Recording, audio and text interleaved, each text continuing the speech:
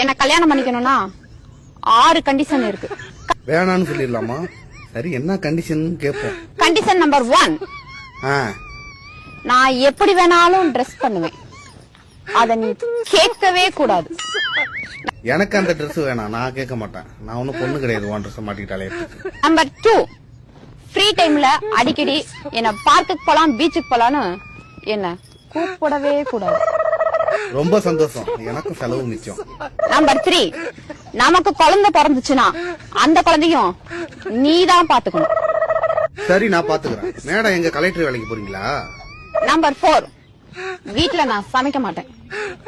அதையும் நீதான் சமைக்கணும். அதுவுமா? ஆக மொத்தத்துல உனக்கு ஹவுஸ் ஹஸ்பண்டா இருக்கணும்.